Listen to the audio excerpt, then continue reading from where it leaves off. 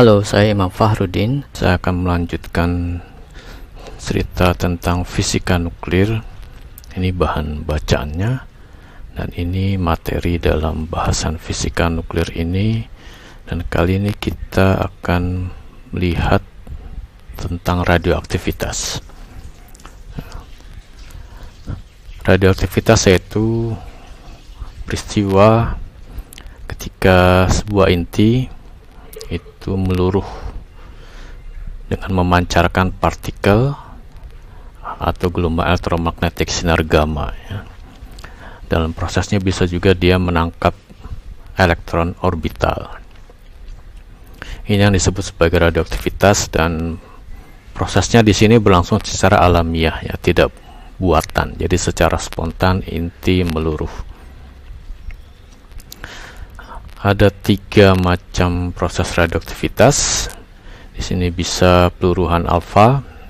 Pada peristiwa ini partikel alfa dipancarkan. Bisa juga peluruhan beta negatif. Di sini elektron dipancarkan. Ada juga peluruhan beta positif. Di sini positron yang dipancarkan. Jadi di dalam prosesnya itu elektron orbital ditangkap oleh inti. Ada satu pancaran lagi, yaitu pancaran gelombang elektromagnetik atau sinar gamma di sini ya. Nah, pemancaran sinar gamma ini tidak bisa berlangsung sendiri. Jadi inti tidak meluruh dengan hanya memancarkan sinar gamma. Sinar gamma ini menyertai salah satu dari 3 proses ini. Itu terjadi apabila ketika inti meluruh melalui salah satu atau bisa lebih dari satu modus ya dari proses-proses ini. Nah, inti tidak berada pada keadaan ground state. Jadi setelah meluruh, inti kemudian turun ke keadaan yang lebih rendah sambil memancarkan sinar gamma. Di alam ada beberapa inti radioaktivitas ya. Jadi ini inti terbanyak adalah inti-inti berat. Inti-inti ini meluruh secara alamiah ya, dengan sendirinya. Ada 3 deret ya.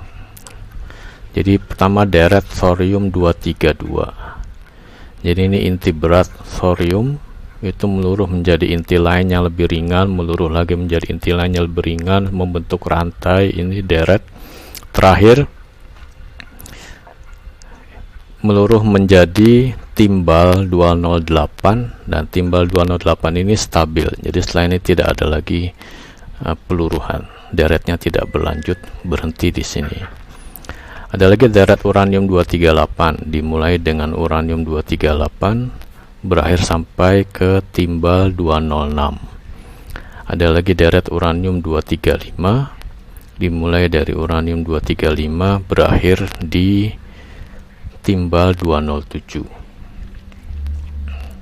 Selain inti berat, beberapa inti ringan juga bersifat radioaktif ya. Jadi secara natural, secara spontan dia meluruh menjadi inti lain.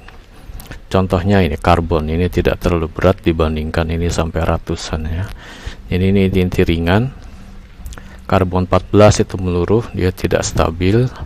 Ada kalium 40, rubidium, dan selanjutnya. Nah, isotop yang bersifat radioaktif orang beri nama radioisotop. Kita lihat sedikit perhitungan radioaktivitas ini yang sederhana. Jadi pertama kita anggap dulu pada suatu waktu jumlah inti sebanyak N, inti suatu unsur ya. Nah, inti tersebut meluruh, berarti jumlahnya berkurang. Berapa banyak dia berkurang selama selang waktu tertentu atau tiap satu satuan waktu, dari situ orang definisikan yang disebut aktivitas ya. Aktivitas adalah negatif dari perubahan jumlah inti per satuan waktu. Mengapa diberi tanda negatif? Karena perubahan jumlah inti sendiri tandanya negatif karena inti terus berkurang. Jadi inti jumlahnya berikutnya itu lebih kecil dari jumlah sebelumnya, sehingga perubahannya tandanya negatif. Nah, orang ingin berurusan dengan suatu nilai yang positif, karena itu di sini dikasih tanda negatifnya. Lebih enak berurusan dengan nilai yang positif. Itu yang disebut aktivitas ya. Jadi berapa banyak peluruhan per satu satuan waktu. Nah, yang berikutnya kita lihat ini adalah decay rate atau kecepatan peluruhan. Orang dapatkan nilainya konstan. Jadi berapa banyak peluruhan per waktu dibagi jumlah inti pada waktu tersebut. Jadi jika kita masukkan kembali rumus aktivitas, maka decay rate ini biasa lambangnya lambda, atau bisa juga orang pilih lambang lain, itu sama dengan aktivitas dibagi jumlah inti pada saat tersebut. Aktivitas bergantung waktu, jumlah inti juga bergantung waktu, namun kecepatan peluruhan ini konstan. Apabila suatu inti itu meluruh melalui lebih dari satu modus peluruhan, misalkan ada inti itu meluruh melalui peluruhan alfa, juga peluruhan beta negatif, maka kecepatan peluruhannya merupakan jumlah dari masing-masing, jumlah dari semua modus itu ya. Kalau ada beberapa modus, masing-masing modus punya kecepatan peluruhan sendiri, maka dijumlahkan.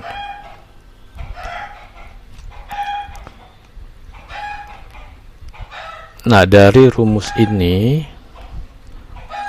orang bisa dengan mudah dapatkan jumlah inti pada suatu waktu ya. Jika diketahui jumlah inti pada waktu awal sekian n0, maka jumlahnya setelah waktu t itu bisa diketahui. Ini mudah, dengan mengintegralkan ini kita dapatkan rumus ini. Begitu juga dengan aktivitas, rumusnya serupa. Dan aktivitas dengan jumlah inti hubungannya seperti ini ya. Orang bisa hitung juga kemudian waktu hidup rata-rata. Nah, ini rumus rata-rata biasanya. Didapat ternyata sebanding dengan atau berbanding terbalik dengan decay rate, kecepatan peluruhan. Orang juga bisa hitung yang disebut dengan waktu paruh. Jadi berapa lama suatu inti jumlahnya berkurang menjadi setengahnya. Jadi ini, jika ini nilainya setengah gitu ya, maka orang dapatkan waktu paruh t-nya berapa relatif terhadap t awal. Dapatkan waktu paruhnya, dia sama dengan ln 2 dibagi decay rate, atau super decay rate sama dengan waktu hidup rata-rata, maka waktu paruh sama dengan ln 2 dikali waktu hidup rata-rata.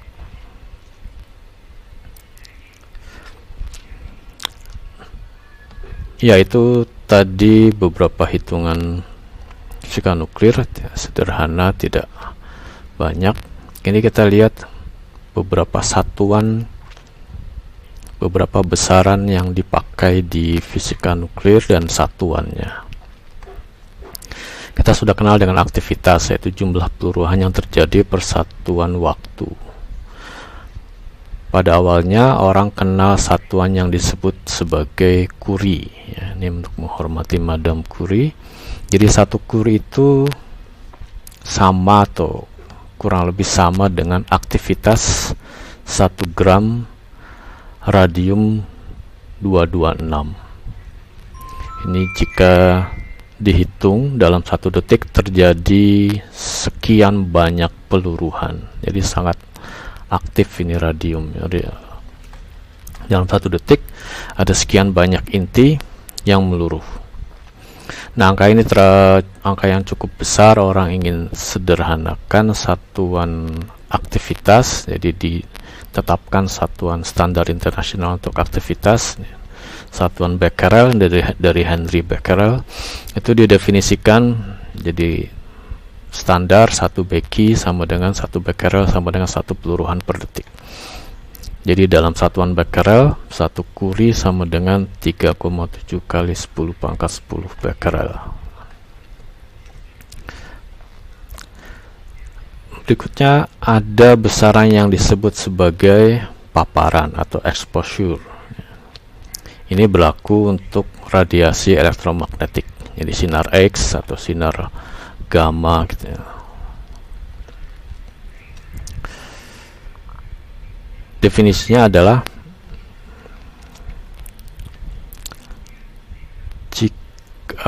jika ada radiasi elektromagnetik melewati udara, maka radiasi tersebut akan mengionisasi atom-atom udara tersebut.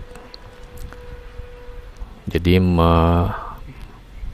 sehingga terjadi muatan-muatan positif dari ion positifnya dan juga elektronnya terlepas ya. Nah, paparan didefinisikan sebagai jumlah total muatan ion positif yang terbentuk akibat radiasi elektromagnetik ini per satuan massa udara, diukur pada temperatur dan tekanan seperti ini. Nah, orang dapatkan satuan Röntgen itu adalah 2,58 kali 10 pangkat minus 4 Coulomb per kilogram. Kemudian orang juga memperkenalkan besaran yang disebut sebagai dosis Raab. Ini berlaku untuk radiasi elektromagnetik maupun radiasi partikel. Jadi jika suatu radiasi melewati suatu bahan, maka ada energi yang diberikan oleh radiasi tersebut ke bahan. Jadi sini dihitung berapa besar energi yang diberikan suatu radiasi per satuan massa bahan yang dilewatinya. Itu disebut sebagai dosis Raab, absorbed dose ya. Satuannya rad, ini 100 erg per gram, dan satuan SI nya adalah Gray. 1 Gray berarti didefinisikan sebagai 1 joule per kilogram, ini sama dengan 100 rad.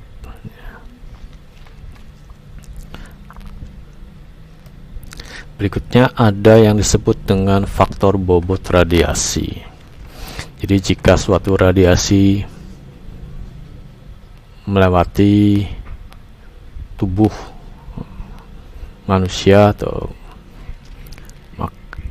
itu punya resiko pada waktu yang panjang si orang tersebut menderita kanker atau leukemia. Jadi apabila diradiasi dalam waktu yang terus-menerus sangat lama. Nah, ini orang kasih bobot, menunjukkan resikonya. Jika bobotnya besar, maka resikonya bertambah besar. Nah, bobot yang diberikan ini beberapa contoh untuk radiasi gamma, sinar X, elektron, ini partikel kecil, muon juga partikel kecil, ini semua jenis lepton. Itu dikasih faktor bobot 1 ya, jadi yang terendah.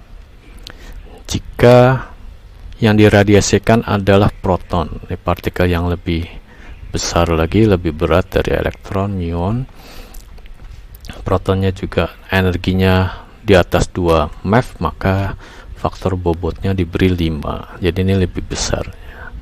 Berarti resikonya lebih besar lagi.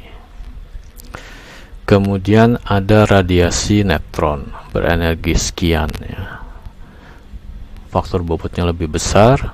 Radiasi alfa. Alfa ini tentunya ini kan inti atom helium ya. Jadi partikel yang lebih berat lagi dari neutron, dari proton.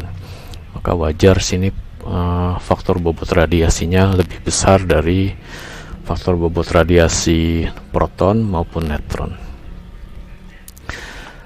Nah, faktor bobot dan dosis serap ini dikombinasikan sehingga orang dapatkan dosis ekivalen.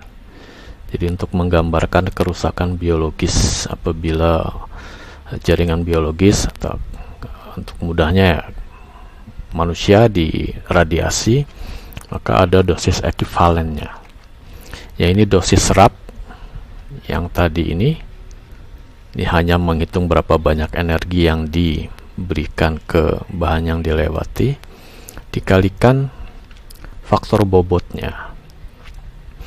Jadi walaupun energi yang diberikan sama, misalkan ya, dosis serapnya sama, tapi bila itu berasal dari radiasi gamma atau radiasi elektron, itu dosis ekivalennya beda dari apabila dosis serap tadi diberikan oleh radiasi proton.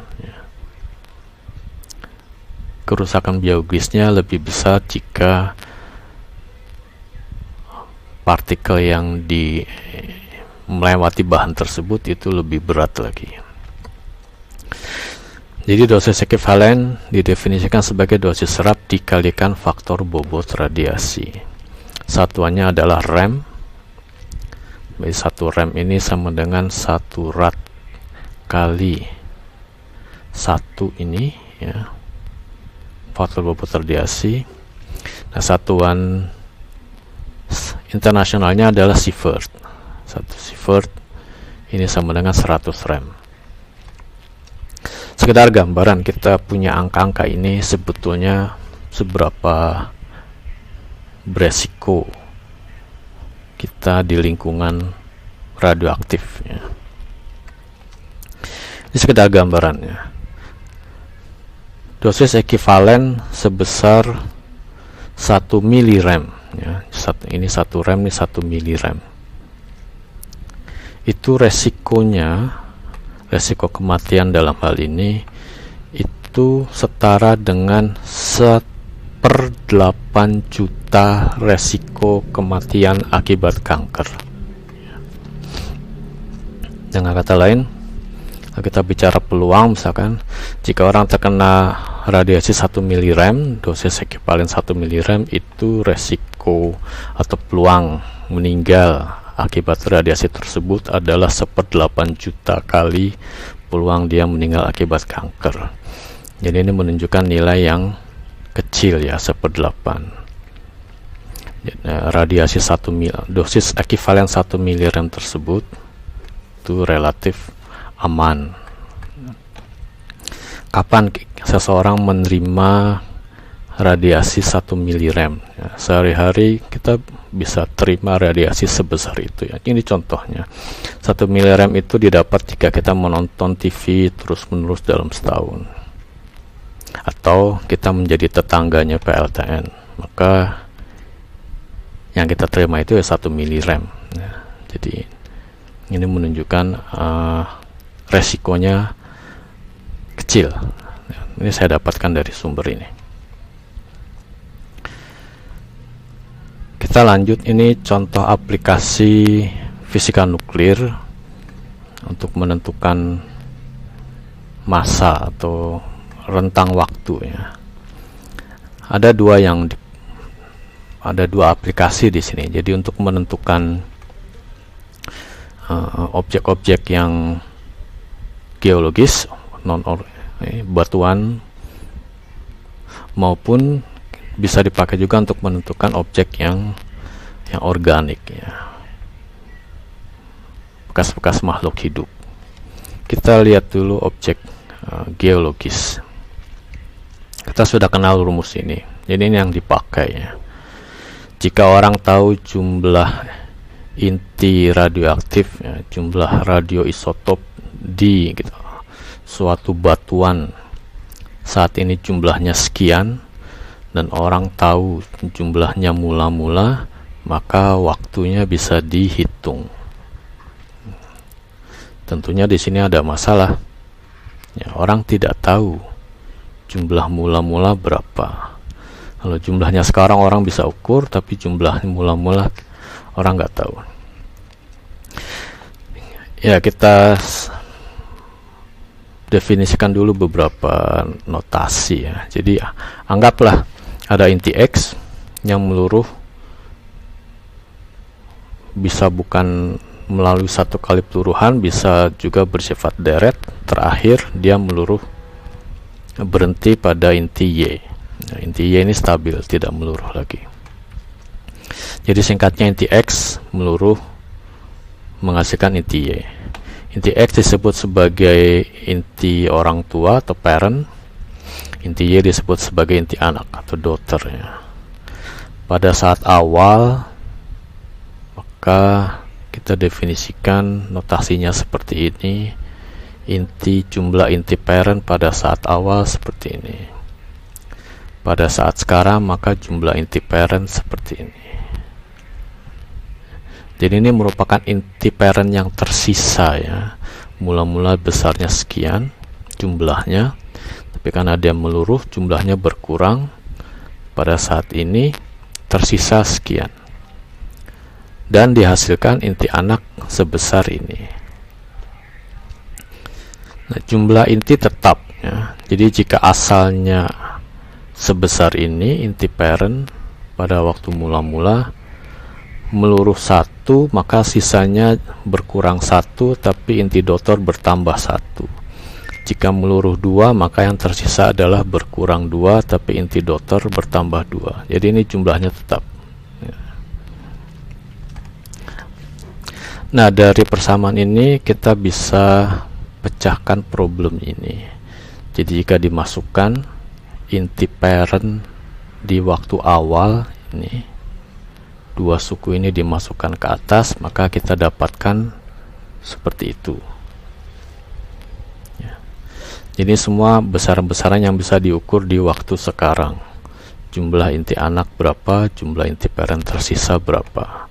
Dengan demikian ini bisa dihitung dan kita bisa ketahui umur batuan tersebut. Tapi ternyata masih ada masalah lagi ya. Jadi tadi kita anggap bahwa inti X meluruh menjadi inti Y, bahwa inti Y dihasilkan dari inti X. Kita bisa pakai rumus ini. Tapi ada masalah lain, bahwa ketika batuan itu diciptakan memang sudah terbentuk inti Y. Jadi di samping inti X, di dalamnya juga sudah ada inti Y. Dengan kata lain, inti Y yang ada di dalam batuan tersebut tidak semuanya berasal dari peluruhan inti X. Ada yang memang sudah ada sejak awal ketika batuan itu tercipta. Ini kita sebut sebagai inti daughter pada waktu awal. Jadi persamaannya sekarang seperti ini. Di saat awal sudah ada sekian inti X, inti parent, dan sudah ada sekian inti Y, inti anak. Ini meluruh 1, berkurang 1, ini bertambah 1. Ini meluruh 2, berkurang 2, ini bertambah 2 ya. Jadi jika sekarang kita masukkan ke rumus ini inti parent di waktu awal ya, maka kita dapatkan umur batuan tersebut besarnya sekian. Dan ini ada masalah lagi. Lagi-lagi ada informasi yang harus diketahui di waktu awal, yang ini kita tidak tahu. Karena yang kita tahu, yang kita bisa hitung adalah jumlah inti di waktu sekarang. Nah, tapi ini bisa diatasi ya. Jadi, ini yang saya mau sampaikan. Jadi di alam kita sudah kenal bahwa suatu unsur itu hadir dalam beberapa isotop ya. Jadi Z-nya sama tapi N-nya beda, sehingga nomor masanya pun beda.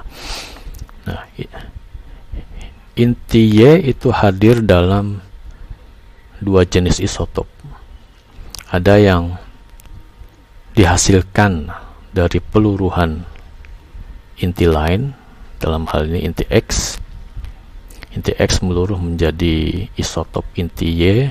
Nah, isotop inti Y tersebut disebut sebagai isotop yang radiogenik.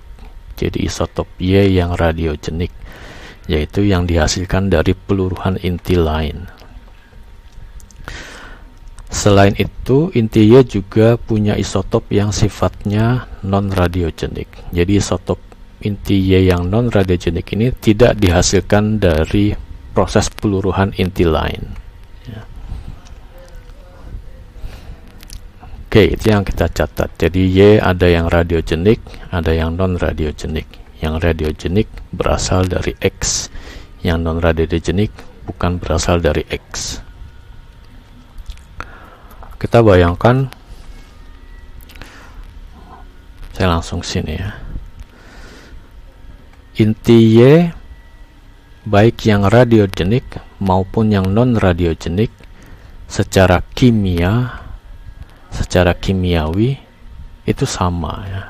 Kita kenal bahwa sifat kimiawi ditentukan oleh elektron valensi, elektron terluar. Dan jika Z nya sama, maka jumlah elektron sama, maka jumlah elektron valensinya juga sama. Jadi sifat kimianya sama walaupun intinya berbeda. Dengan demikian, ketika suatu batuan terbentuk, maka isotop Y yang radiogenik dan yang non radiogenik itu terdistribusi ke mineral-mineral yang berbeda secara sama.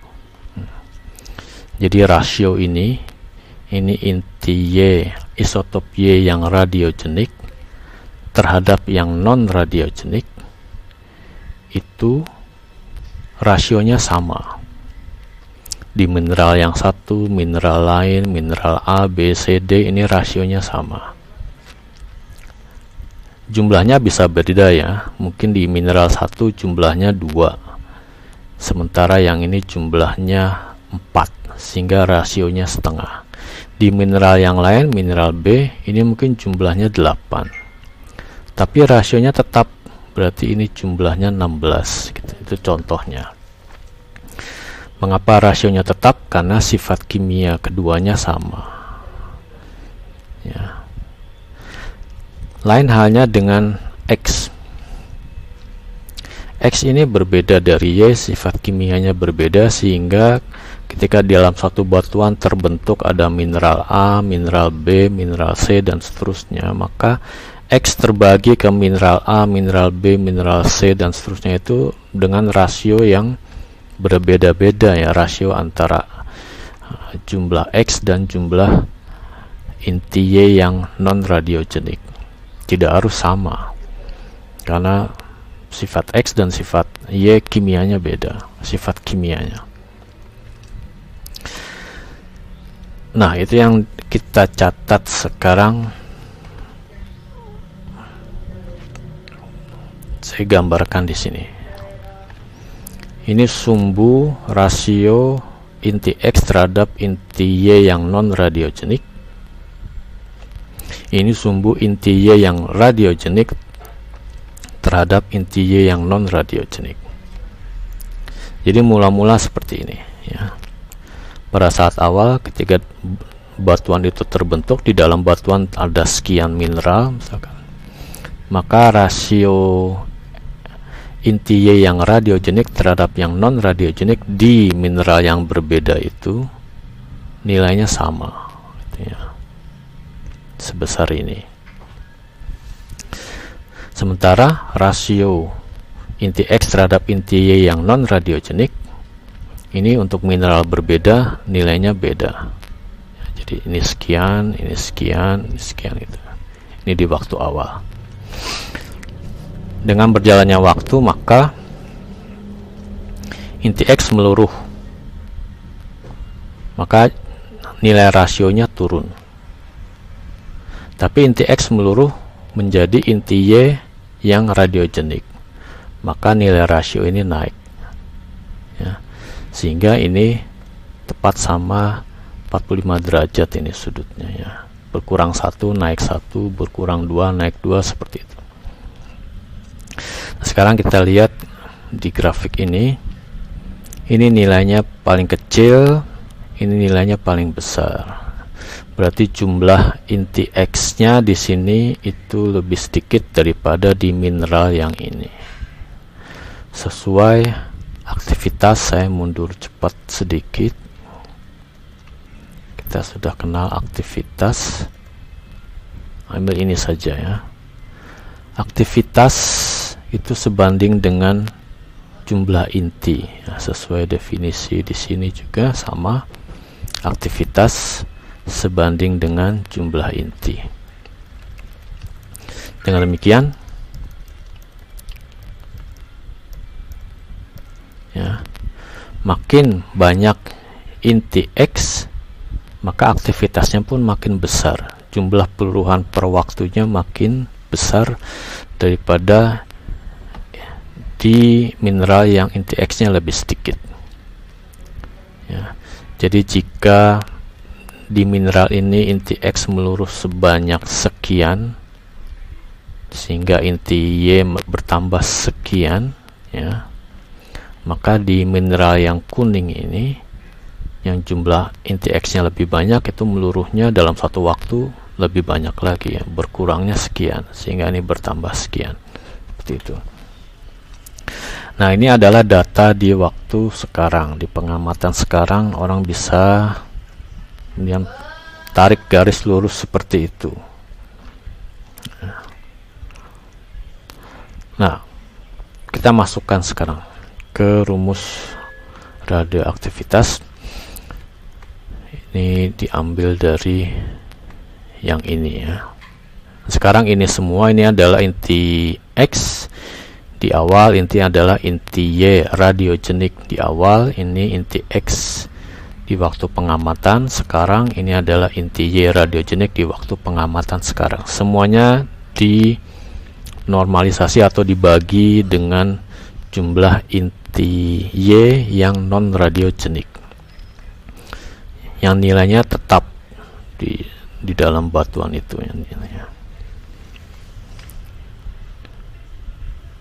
Kita punya seperti ini. Nah, kita bisa masukkan sekarang rumus-rumus radioaktivitas. Ini orang dapatkan grafik seperti itu ya. Jadi jumlah inti Y radiogenik dibagi jumlah inti Y non radiogenik di waktu sekarang, itu sama dengan suku yang kedua ini. Suku pertamanya ini saya pindah ke kiri, kita dapatkan suku ini ya. Dan suku yang kedua yang ini adalah suku ini. Ini menggambarkan grafik di sebelah kiri ini ya. Sumbu X-nya adalah NP per NdNr, ini dia. Sumbu Y-nya adalah ini. Tuh ya.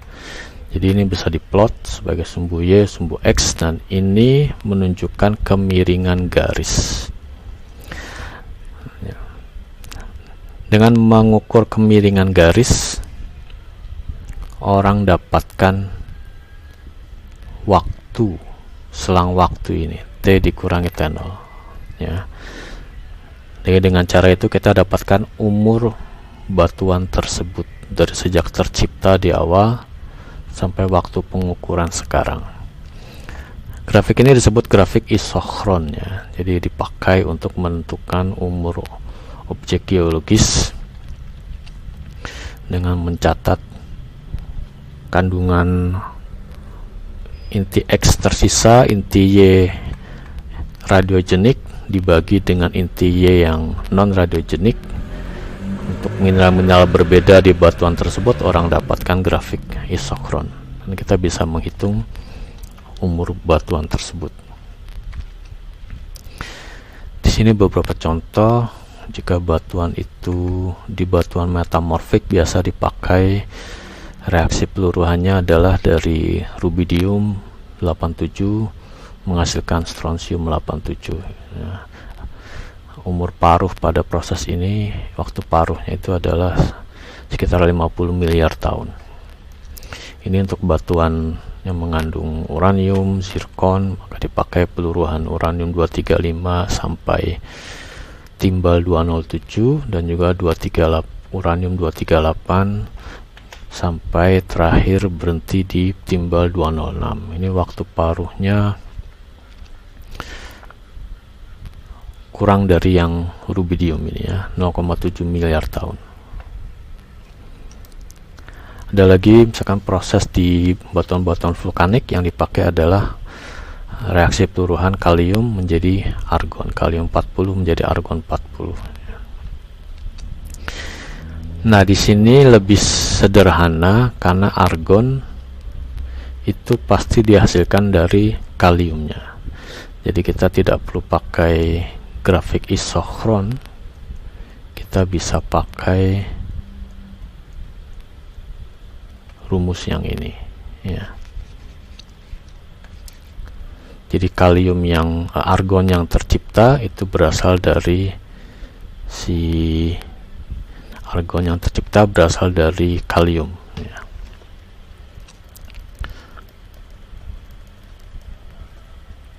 Oke, kita lihat aplikasi yang kedua, yaitu penentuan rentang waktu untuk objek-objek organik. Objek-objek organik ini objek yang mengandung karbon ya.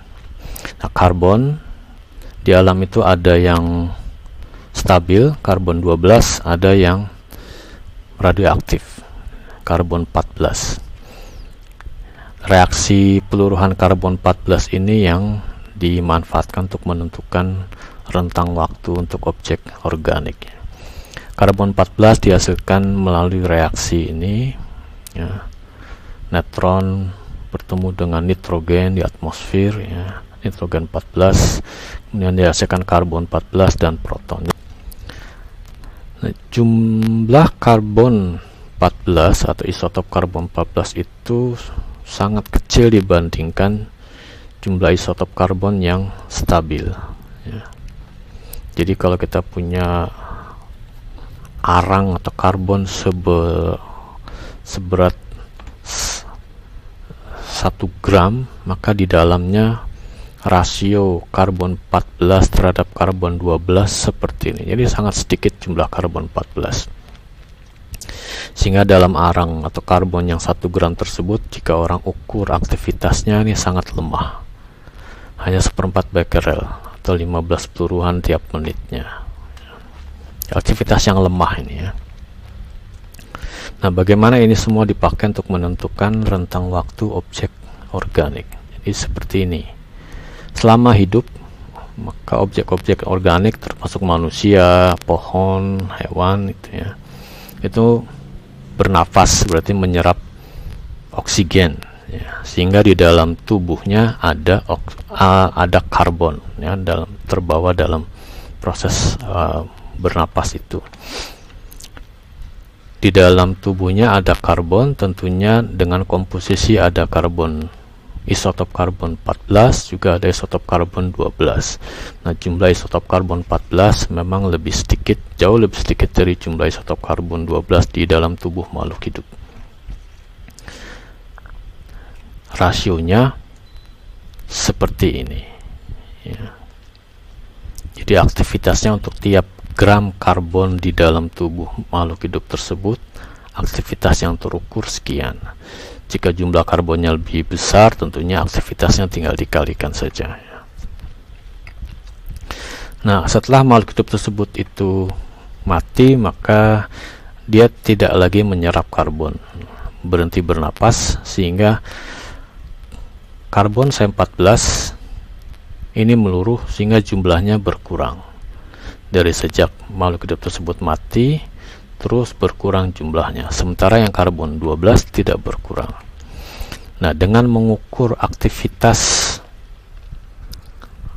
karbon 14 di waktu sekarang dibandingkan dengan di waktu yang ketika dia masih hidup, orang dapatkan seharusnya nilainya sekian, karena di dalam objek tersebut ada kandungan karbon sekian, berarti seharusnya aktivitasnya sekian, tapi sekarang terukur kurang dari itu ya, karena ini terus meluruh, jumlahnya berkurang.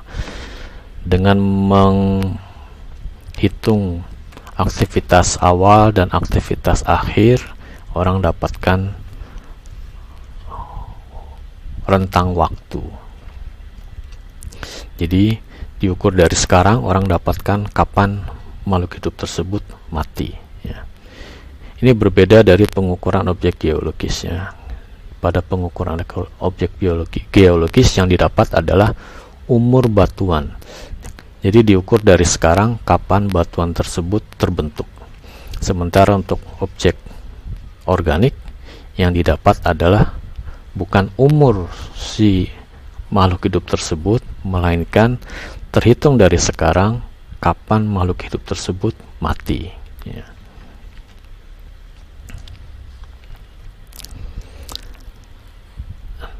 Ya, ini berkaitan dengan waktu paruh karbon 14. Jadi dengan menggunakan karbon 14 ini orang bisa menghitung rentang waktu sampai kurang lebih maksimal 50.000 tahun ke belakang ya. Karena jika lebih dari itu maka aktivitas karbon 14 itu udah sangat lemah sehingga sulit terukur. Sampai sekian dulu. Terima kasih atas perhatian semua.